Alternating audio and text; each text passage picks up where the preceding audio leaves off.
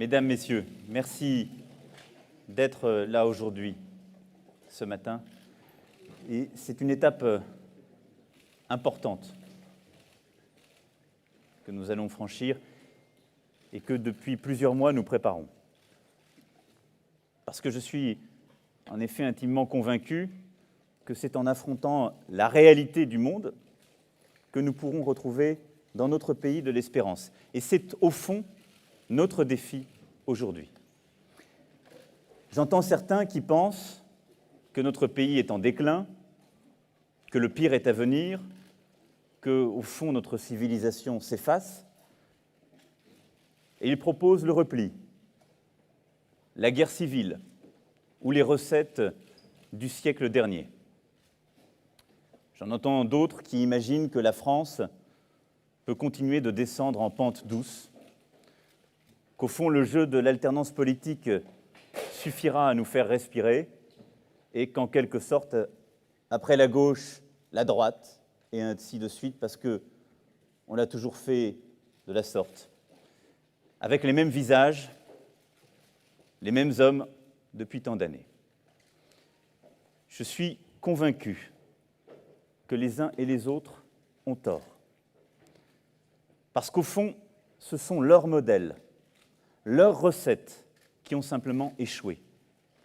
Le pays, notre pays, lui, dans son ensemble, n'a pas échoué. Et il le sait, il le sent. Et c'est de là que naît ce divorce entre le peuple et ses gouvernants. Je suis convaincu que notre pays a la force, le ressort, l'envie d'avancer, parce qu'il a l'histoire et le peuple pour cela. Parce que la France a toujours été un pays moteur du progrès politique et démocratique.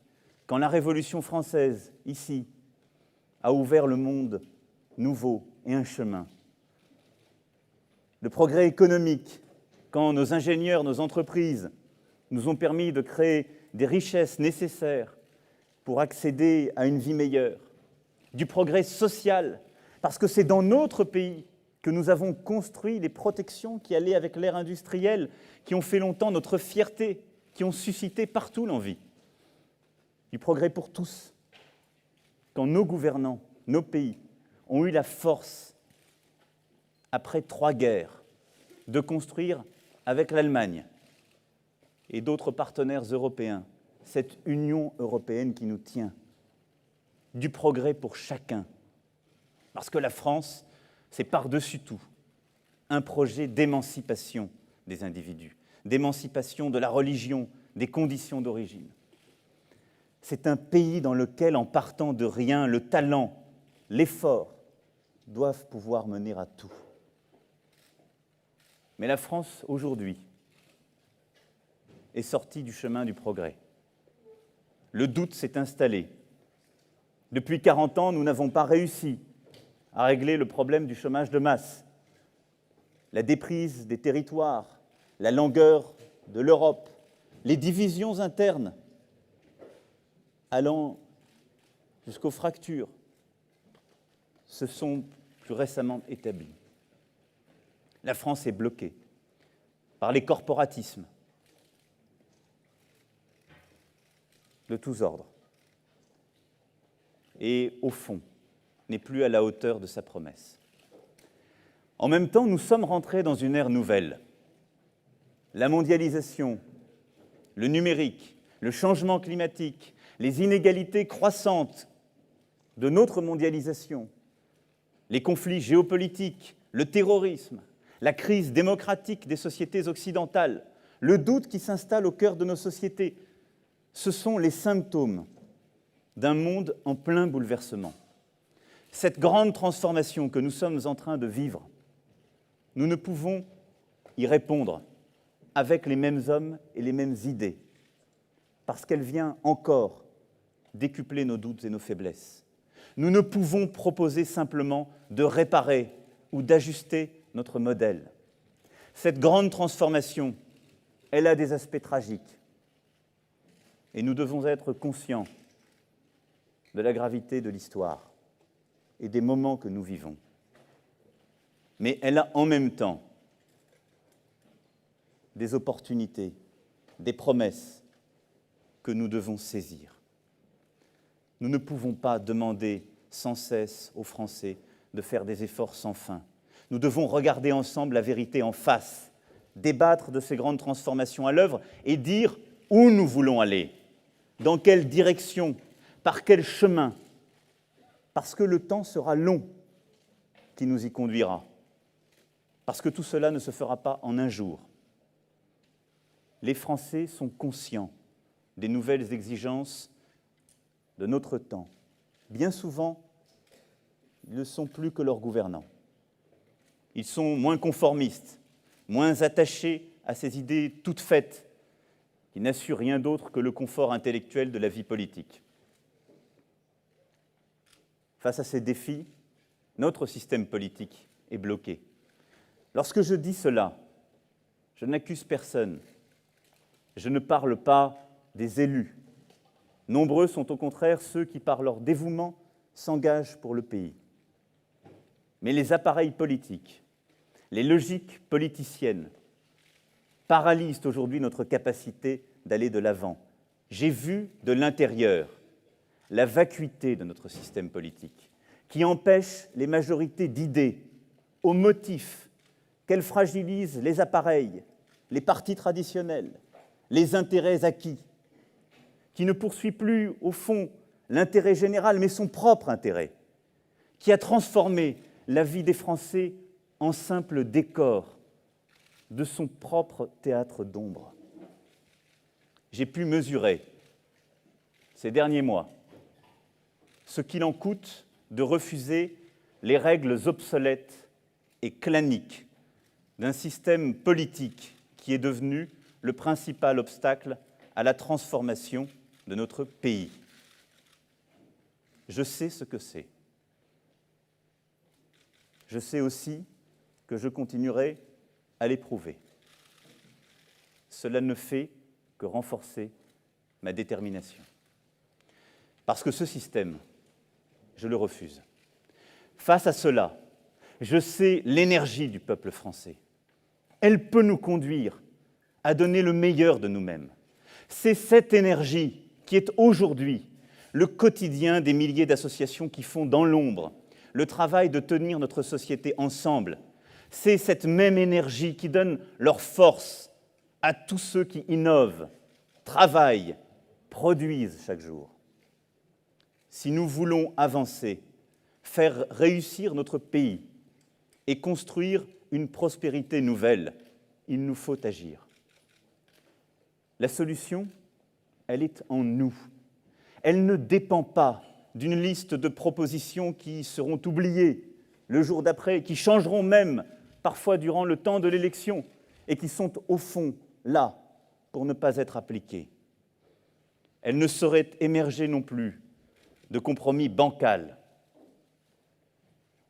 Elle se fera grâce à des solutions différentes, grâce à une révolution démocratique profonde. Elle prendra du temps, mais elle ne dépend que de notre unité, de notre courage, de notre volonté commune. C'est cette révolution démocratique à laquelle je crois, celle par laquelle, en France et en Europe, nous conduirons ensemble notre propre révolution plutôt que de la subir. C'est cette révolution démocratique que nous avons préparée durant ces derniers mois avec En Marche. Je crois très profondément que rien n'est jamais écrit. Et c'est pourquoi je veux porter l'optimisme de la volonté. La France n'est pas un château de cartes. Elle a surmonté tant d'épreuves, bien plus redoutables. La seule force dont nous pouvons, dont nous devons nous réclamer, c'est la force de la France, c'est la force des Français. C'est celle-là qui doit nous guider. Dans quelques mois, à l'occasion de l'élection présidentielle, une opportunité nous est offerte, celle de refuser enfin le statu quo pour choisir d'avancer. Parce que ce combat que nous devons livrer pour faire réussir notre pays, il commencera en mai 2017. Pour le mener, la responsabilité du président de la République est immense. J'en suis pleinement conscient. Un président n'est pas simplement investi d'une action. Il porte aussi, de manière moins visible, les valeurs de notre pays, la continuité de son histoire et de manière cachée, la vigueur et la dignité d'une vie publique. Je sais cela. J'y suis prêt. C'est pourquoi je suis candidat à la présidence de la République. Parce que je crois, plus que tout, que nous pouvons réussir, que la France peut réussir. Bien sûr, on ne se réveille pas un matin avec cette révélation. La décision de me présenter aux plus hautes charges de la République est le fruit d'une conviction intime et profonde, d'un sens de l'histoire et d'une conscience aiguë des temps qui sont les nôtres. J'ai fait le chemin de la province à Paris, du monde de l'entreprise à la vie publique, puis à la vie politique. Les responsabilités qui ont été les miennes m'ont fait pleinement mesurer les défis de notre temps. Et toutes ces vies m'ont conduit à cet instant. Je veux faire entrer la France dans le XXIe siècle. Je veux que mon pays redresse la tête et pour cela retrouve le fil de notre histoire millénaire. Ce projet fou d'émancipation des personnes et de la société. Ce dessein, c'est le dessein français. Tout faire pour rendre l'homme capable.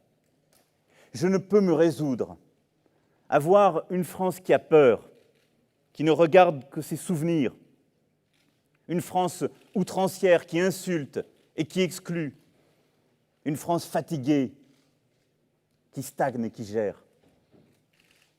Je veux une France libre, libre et fière de ce qu'elle est, de son histoire, de sa culture, de ses paysages, de ses femmes et de ses hommes qui ont traversé tant d'épreuves et qui n'appartiennent à personne.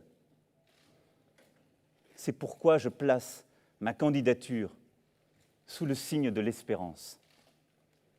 La France peut réussir. Elle doit d'abord pour cela relancer l'Europe. J'entends tant de discours de haine sur ce sujet, de renonciation ou de repli. L'Europe, elle est notre chance dans la mondialisation. Et notre responsabilité est ici immense. La France doit retrouver confiance en elle et bâtir son projet.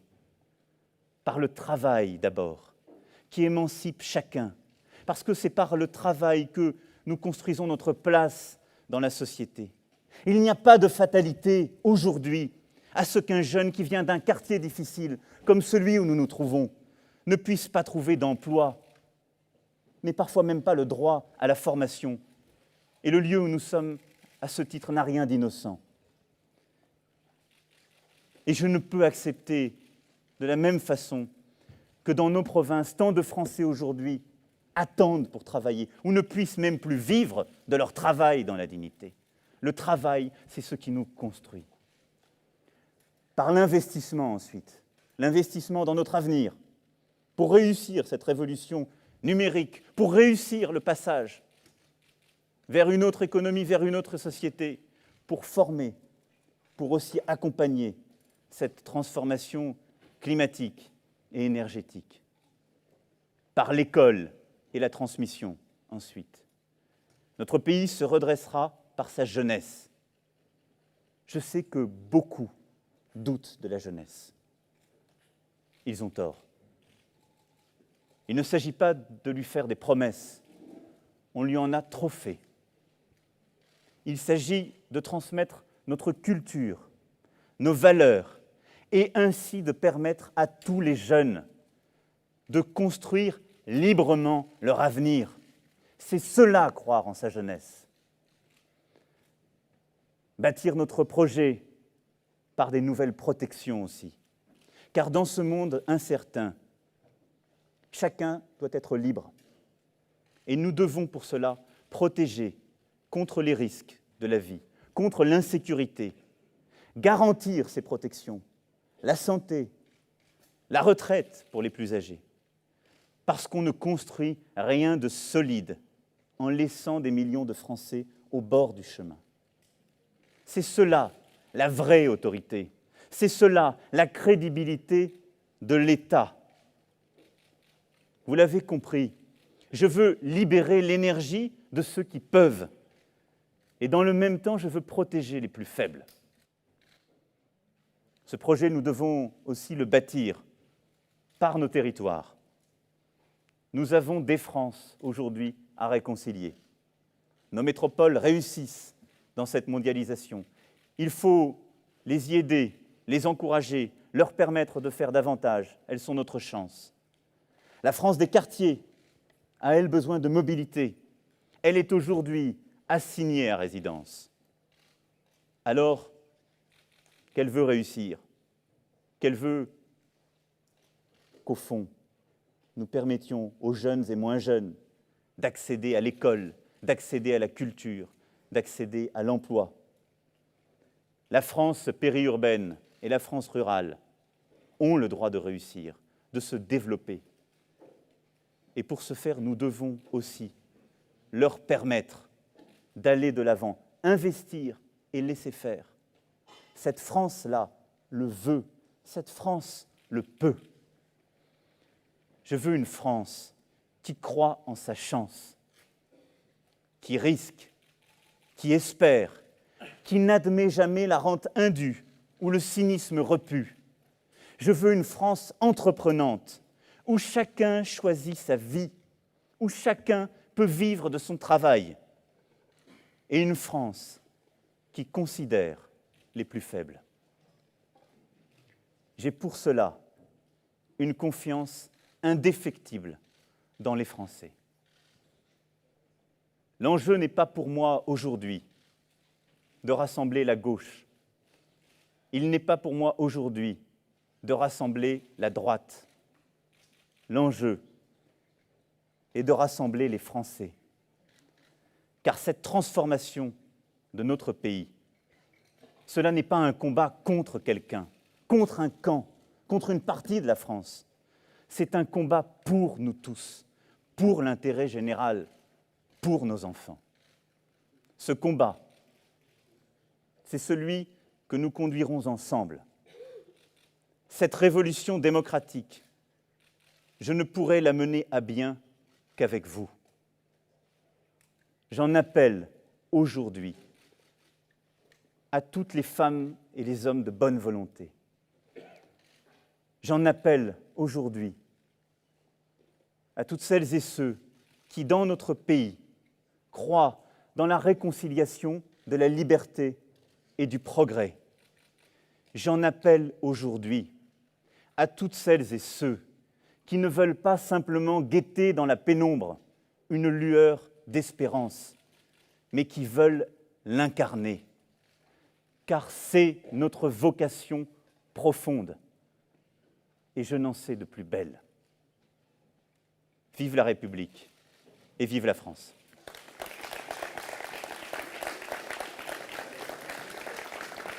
Merci à vous. Merci à vous.